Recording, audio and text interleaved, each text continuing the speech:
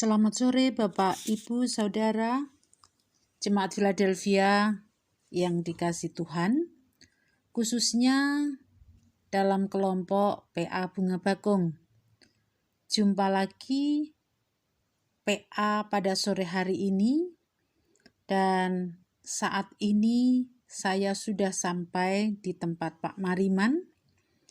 Nanti beliau akan menyapa kita semuanya dan juga akan memberikan sebuah kesaksian yang nantinya mungkin itu akan bisa menguatkan iman kita dan menyemangati hidup kita selanjutnya. Sebelum Pak Mariman menyapa kita semuanya, kita akan bersama-sama untuk menyanyikan Kidung 143.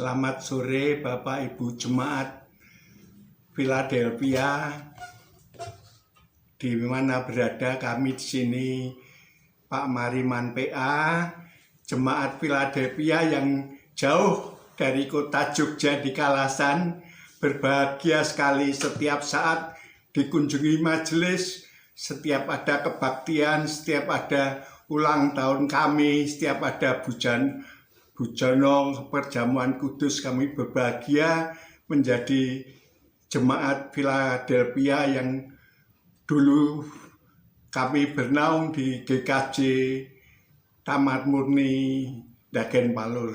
Semoga keberadaan kami di jemaat Tamat Philadelphia berkenan di hati saudara-saudara kami semua, terutama majelis dan Ibu Pendeta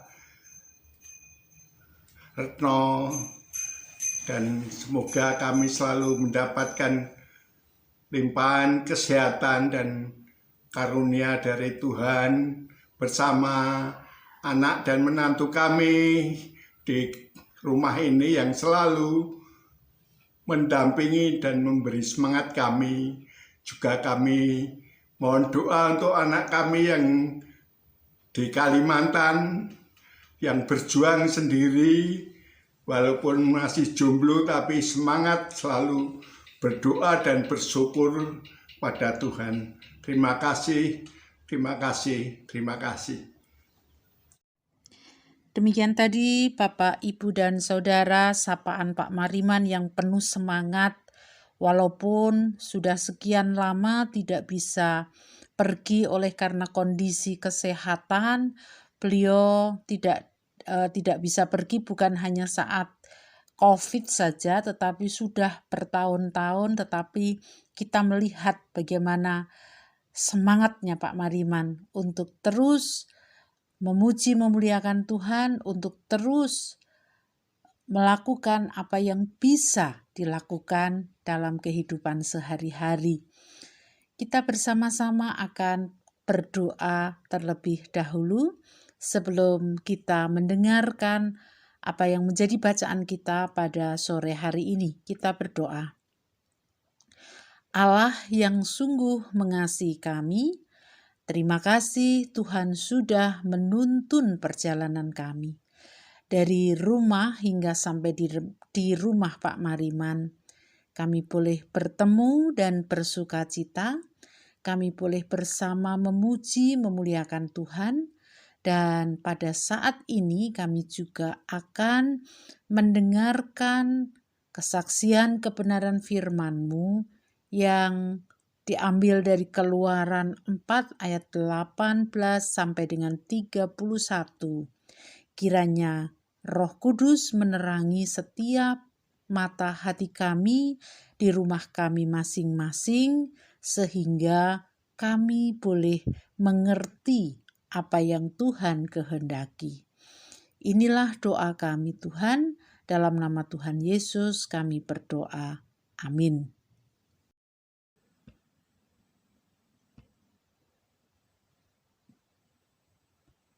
Lalu Musa kembali kepada mertuanya Yitro serta berkata kepadanya, "Izinkanlah kiranya aku kembali kepada saudara-saudaraku yang ada di Mesir untuk melihat apakah mereka masih hidup."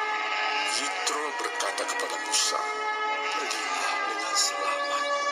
Adapun Tuhan sudah berfirman kepada Musa di Midian, kembalilah ke Mesir, sebab semua orang yang ingin mencabut nyawamu telah mati." Kemudian Musa mengajak istri dan anak-anaknya lelaki, lalu menaikkan mereka ke atas keledai, dan ia kembali ke tanah Mesir, dan tongkat Allah itu dipegangnya di tangannya. Firman Tuhan kepada Musa, "Pada waktu engkau hendak kembali ini ke Mesir, ingatlah, supaya segala mukjizat yang telah kuserahkan ke dalam tanganmu, kau perbuat di depan Firaun. Tetapi aku akan mengeraskan hatinya, sehingga ia tidak membiarkan bangsa itu pergi. Maka engkau harus berkata kepada Firaun, beginilah firman Tuhan, Israel ialah anakku, anakku yang sulung. Sebab itu aku berfirman kepadamu, biarkanlah anakku itu pergi, supaya ia beribadah kepadaku. Tetapi jika engkau menolak membiarkannya pergi, maka aku akan membunuh anakmu, anakmu yang sulung." Tetapi di tengah jalan, di suatu tempat bermalam, Tuhan bertemu dengan Musa dan berikhtiar untuk membunuhnya. Lalu Zipora mengambil pisau batu, dipotongnya kulit katang anaknya, kemudian disentuhnya dengan kulit itu kaki Musa sambil berkata, "Sesungguhnya engkau mengalirkan darah bagiku." Lalu Tuhan membiarkan Musa, "Pengantin darah," kata Zipora waktu itu, karena mengingat sunat itu. Berfirmanlah Tuhan kepada Harun, "Pergilah kepada gunung menjumpai Musa." Ia pergi dan bertemu dengan dia di gunung Allah, lalu menciumnya. Kemudian Kemudian Musa memberitahukan kepada Harun segala firman Tuhan yang disuruhkannya kepadanya untuk disampaikan dan segala tanda mujizat yang diperintahkannya kepadanya untuk dibuat. Lalu pergilah Musa beserta Harun dan mereka mengumpulkan semua tua-tua Israel. Harun mengucapkan segala firman yang telah diucapkan Tuhan kepada Musa, serta membuat di depan bangsa itu tanda-tanda mujizat itu. Lalu percayalah bangsa itu, dan ketika mereka mendengar bahwa Tuhan telah mengindahkan orang Israel dan telah melihat kesengsaraan mereka, maka berlututlah mereka dan sujud menyembah.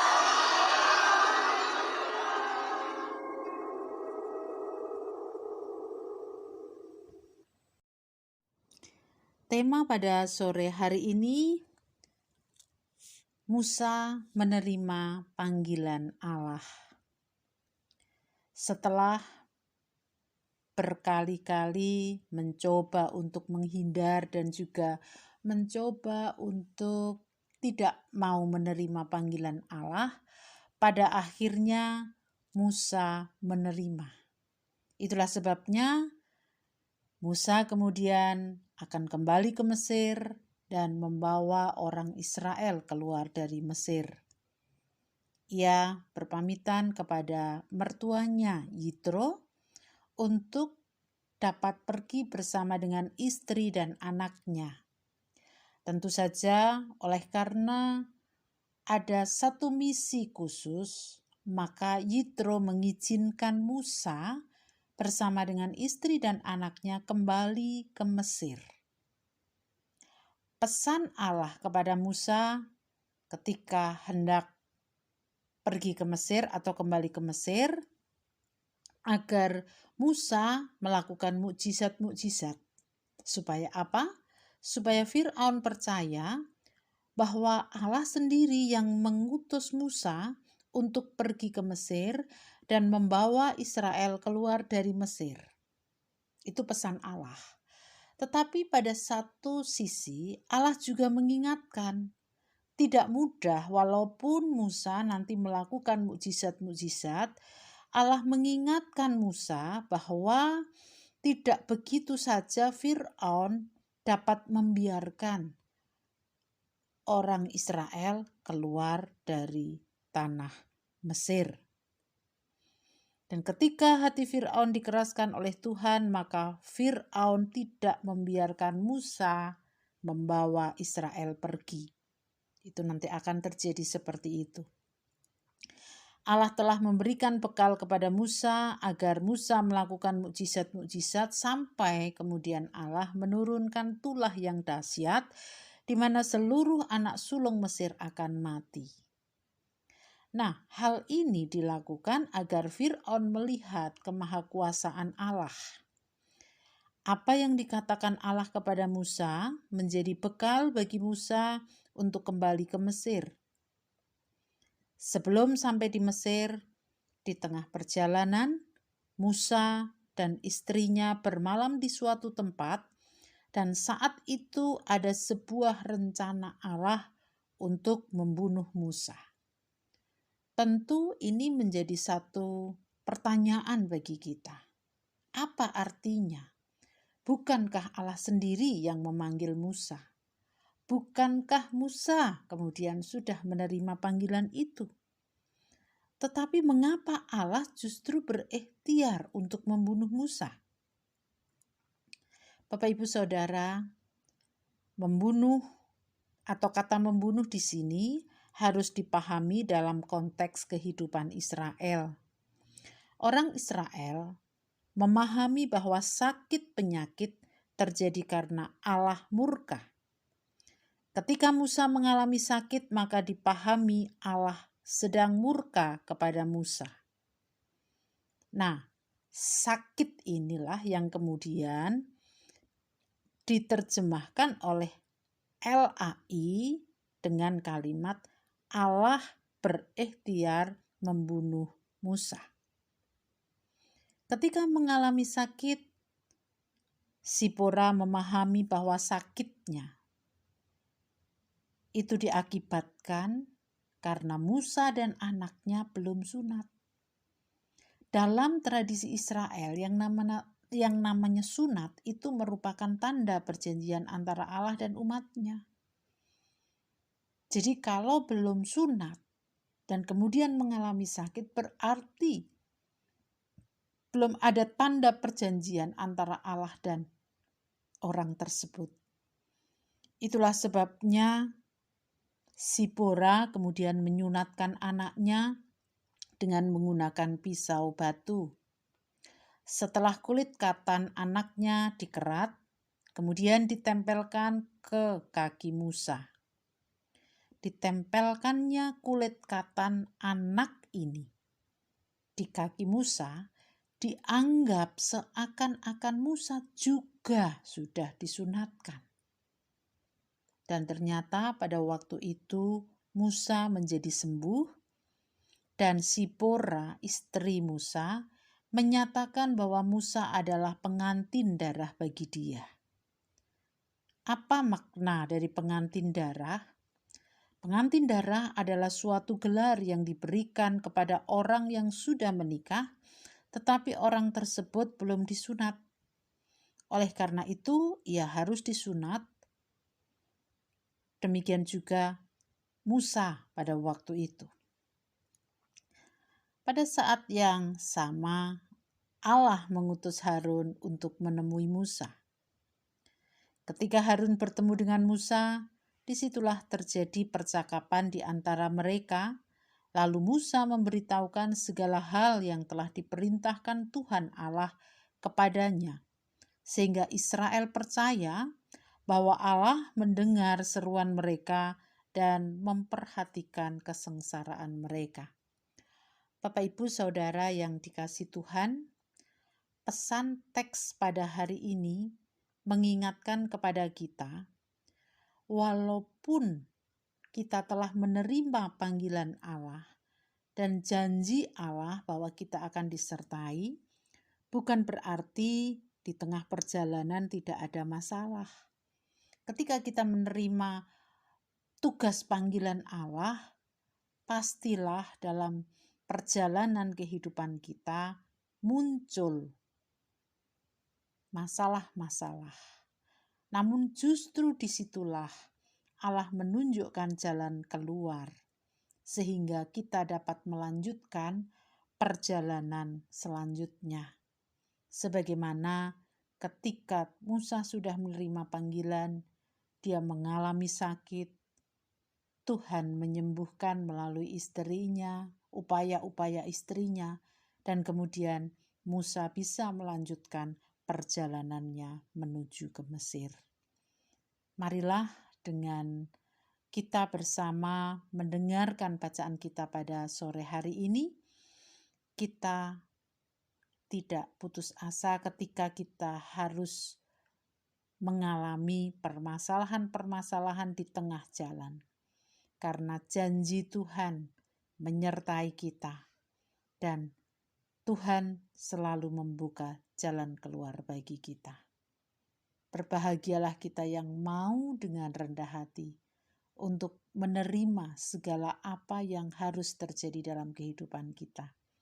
Karena Tuhan pasti berkarya untuk kita. Amin. Mari kita satukan hati di dalam doa. Ya Tuhan, kami berterima kasih untuk kebaikan-Mu, di mana kami boleh bersama-sama untuk merenungkan kesaksian kebenaran firman-Mu, belajar dari perjalanan Musa menuju ke Mesir untuk membawa Israel keluar dari Mesir. Baru awal melakukan tugas panggilan Tuhan, Musa sudah menghadapi masalah. Tetapi Allah berkenan untuk menyatakan kasih melalui Sipora. Kiranya Tuhan juga memampukan kami untuk terus melewati perjalanan kami bersama dengan Tuhan. Walaupun sampai dengan saat ini kami belum bisa berjumpa secara tatap muka, tetapi biarlah pemahaman Alkitab secara online ini senantiasa menguatkan iman kami.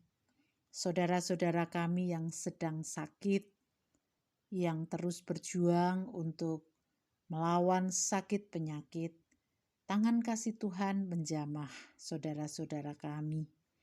Demikian juga bagi saudara kami yang saat ini masih berduka, Tuhan pun juga menghiburkan.